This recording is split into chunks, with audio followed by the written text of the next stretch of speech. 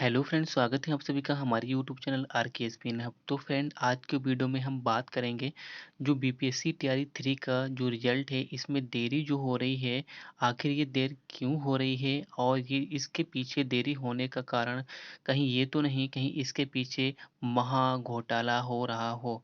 Friend, इसके पीछे कई रीजन हो सकते हैं और जो रिजल्ट में देरी हो रही है, इसका जो स्टूडेंट्स हैं उनके ऊपर क्या दुष्प्रभाव पड़ रहा है, वो किस पीड़ा से गुजर गुजर रहे हैं, उनकी कौन सुनने वाला है।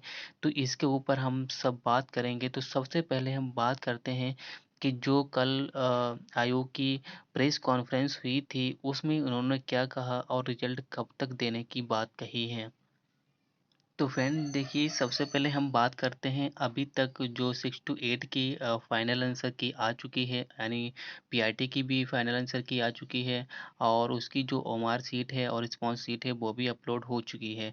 लेकिन अभी जो फाइनल आंसर की है वो 9 टू 10th और 11 टू 12th की आनी बाकी है। तो इन्होंने क्या बताया है कि जो फाइनल आंसर की है वो 24 सितंबर तक, यानी 24 सितंबर तक ये अपलोड कर देंगे, ठीक है, फाइनल आंसर की।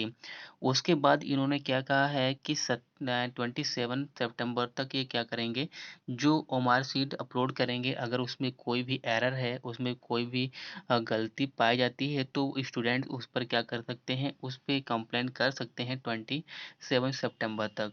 तो ये तो बात रही है, मतलब 20 सितंबर तक ये कंप्लेंट करेंगे। तो इट्स मीन कि इस सितंबर तक तो रिजल्ट आने का कोई भी उम्मीद नहीं है, ठीक है।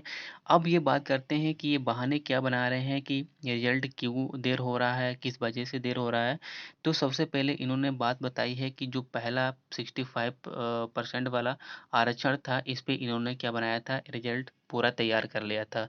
तो आई थिंक, मुझे नहीं लगता है कि ये सही बोल रहे हैं, इसमें कोई भी सच्चाई इस बात पर है कि इन्होंने पहले ही 65 वाले जो परसेंट वाला जो मुद्दा था आरक्षण का, इस पर ही इन्होंने क्या कर लिया था, रिजल्ट तैयार कर लिया था, ठीक है। तो अब ये क्या कह रहे हैं कि सुप्रीम कोर्ट ने जब इसे फेल कर दिया, ठीक है, रद्द कर दिया, तो 50% जो आरक्षण का मुद्दा है, उस पर ये रिजल्ट तैयार कर रहे हैं।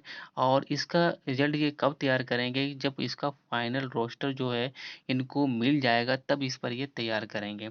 जब ये कह रहे हैं कि जब हम इस पर तैयार करेंगे तो इसमें काफ़ी देर लगेगी तैयार करने में, और सभी का रिजल्ट जो है वो फिर से हम रिवाइज करेंगे, जो 65 वाला हटाकर 50% पर लाएंगे, तो ये कहीं ना कहीं ये देर लेने वाला है। इन्होंने कितना बताया, इन्होंने बता दिया है कि अभी मुझे 1 मंथ का समय लग सकता है। कितना?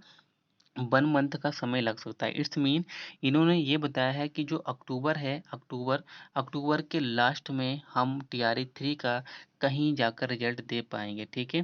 कहीं जाकर, ये भी बोला कि कहीं जाकर हम अक्टूबर के लास्ट में हम रिजल्ट दे पाएँगे। इसका मतलब ये भी है कि इसके पीछे मतलब ये भी श्योर नहीं है कि आप अक्टूबर में फाइनली आप रिजल्ट दे ही देंगे, ठीक है?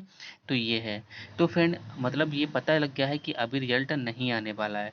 तो फ्रेंड, इसका जो स्टूडेंट हैं उनके ऊपर क्या दुष्प्रभाव पड़ रहा है, वो किस मेंटलिटी से गुजर रहे हैं, उनके ऊपर कितना प्रेशर है चीज़ों का, किस किस का प्रेशर है, उस पर हम बात करते हैं। देखिए, जो रिजल्ट हो रही है, जो रिजल्ट में सबसे ज़्यादा जो स्टूडेंट है वो है इस समय डिप्रेशन में, ठीक है। यानी जो स्टूडेंट डिप्रेशन में इसलिए है क्योंकि दोनों स्टूडेंट डिप्रेशन में है। दोनों कौन? जिनका स्कोर अच्छा है वो भी डिप्रेशन में है, जिनका स्कोर नहीं अच्छा है वो तो है ही डिप्रेशन में। अब डिप्रेशन में क्यों हैं, ठीक है? देखिए, डिप्रेशन के पीछे बहुत सारे कारण हैं, क्योंकि देखिए, हर कोई बच्चा अच्छे बैकग्राउंड से नहीं गुजर रहा है, ठीक है? कहीं न कहीं जो बच्चे हैं ना, बहुत ज़्यादा मोस्टली जो बच्चे हैं, वो उनका बैकग्राउंड ठीक नहीं है, कमज़ोर है, ठीक है?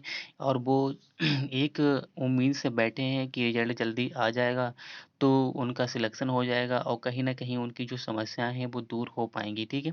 सबसे पहले वो क्या है, उनका डिप्रेशन होने का कारण है फैमिली, ठीक है?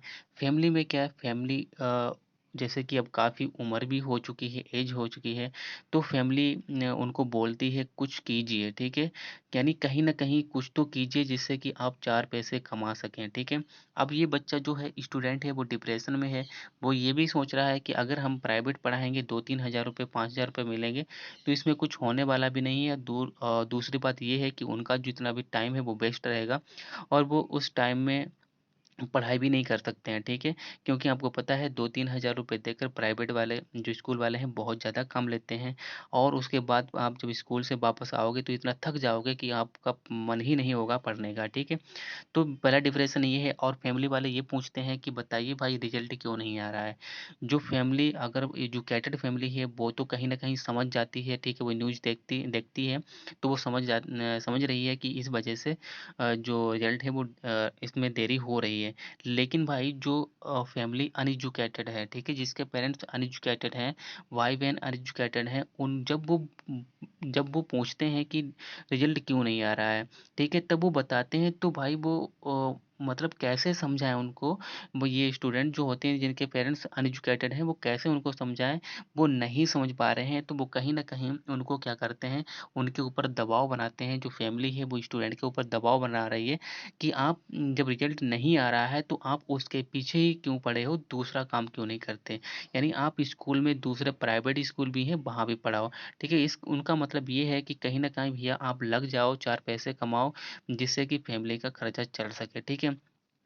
बच्चा क्या है, बच्चा डिप्रेशन में बैठा है कि भैया अगर हम स्कूल में पढ़ाएँगे प्राइवेट में तो हमारा तब तो सत्यानाश हो जाएगा। ना तो हम इधर के रहेंगे, ना तो उधर के रहेंगे, हमारी पढ़ाई नहीं हो पाएगी, ठीक है? दूसरा, यहाँ पर जब बच्चा फैमिली से गुज़रता है तो उसके पास क्या है, यानी जब वो रिज़ल्ट नहीं आ रहा है तो वो अभी अनएम्प्लॉय है, ठीक है? यानी ना तो वो सरकारी जो सॉरी जो प्राइवेट स्कूल हैं उसमें भी नहीं पढ़ा सकता। क्यों नहीं पढ़ा सकता? क्योंकि उसे 2-3 हज़ार रुपए वहाँ पर मिल रहे हैं तो 2-3 हज़ार रुपए में उसका कुछ नहीं होने वाला। वो सोचता है कि चलो कुछ दिन और देखा है, कुछ दिन और देख लें कुछ नहीं करेंगे थोड़े में ही काम चला लेंगे, ठीक है? थोड़ा खाएँगे, थोड़ा पहनेंगे, थोड़ा पिएँगे तो इसमें ही काम चला लें। कहीं न कहीं वो सोचता है कि रिज़ल्ट आएगा तो हो सकता है कि उसका बेड़ा पार हो जाए, उसका सिलेक्शन हो जाए तो उसका मतलब जो भी पर्पज़ है पूरा हो जाएगा।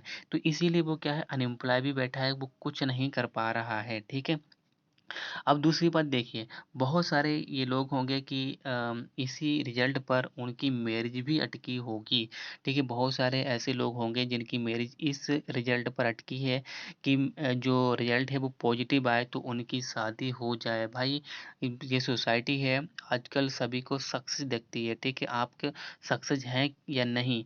सक्सेस हैं तब आप ह मतलब हर जगह कामयाब हैं, आपकी शादी भी अच्छी होगी। आपकी घर में भी इज़्ज़त होगी, आपके रिश्तेदार भी इज़्ज़त करेंगे।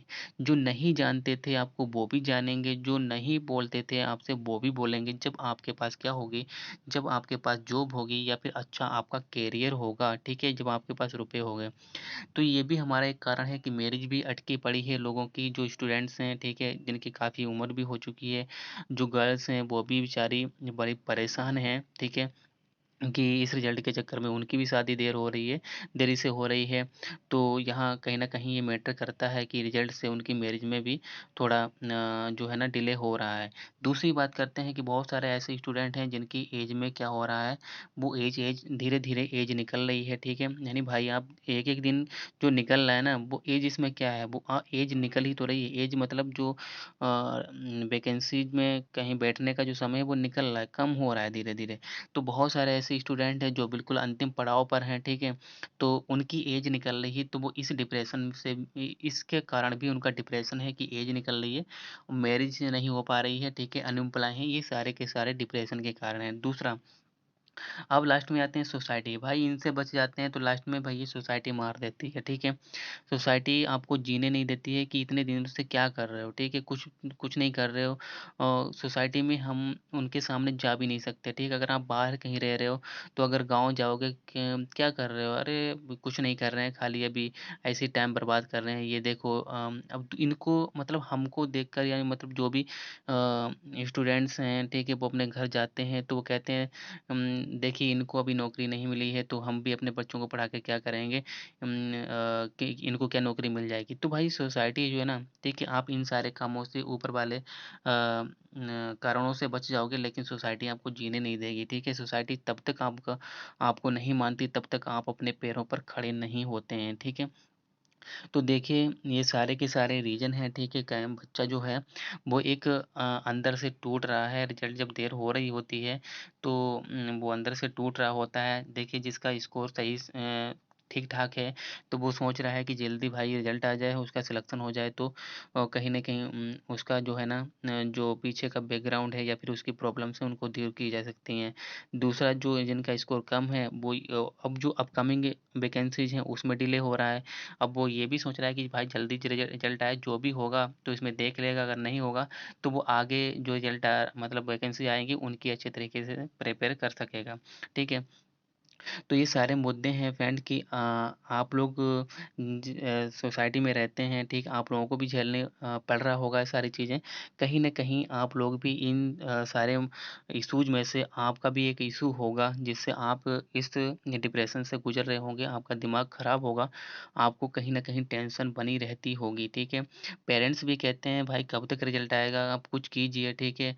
देखिए कि दूसरे बच्चों का हवाला कर देते हैं, कि देखो वो कहाँ से कहाँ पहुँच गया है और तुम अभी यहीं पड़े हो, ठीक है। तो घरवाले बहुत ज़्यादा डिप्रेशन में पहुँचा देते हैं भाई, उनका भी लाज़मी है कहना, ठीक है, क्योंकि वो भी आपको पाल-पोस कर जवान कर दिए हैं, तो 4 पैसे जब तक आप उनको कमा कर नहीं दोगे तो फ़ायदा ही क्या है, ठीक है। तो ये सारी चीज़ें हो सकती हैं। तो फ्रेंड जैसा कि जो रिज़ल्ट है वो देर तो हो ही रहा है और सारे स्टूडेंट हैं डिप्रेशन में से गुज़र रहे हैं। तो आप इतना ही कहना चाहूँगा कि धैर्य बनाकर इस रिज़ल्ट का वेट कीजिए और जो भी होगा वो रिज़ल्ट आने के बाद ही पता चलेगा, ठीक है। कि इसमें कट ऑफ बढ़ेगी या नहीं बढ़ेगी, जो इसमें घोटाला हो भी सकता है भाई, इसमें कुछ नहीं कहा जा सकता है, ठीक है। तो अगर वीडियो अच्छा लगा हो तो वीडियो को लाइक ज़रूर करें और चैनल को सब्सक्राइब ज़रूर करें। Thank you.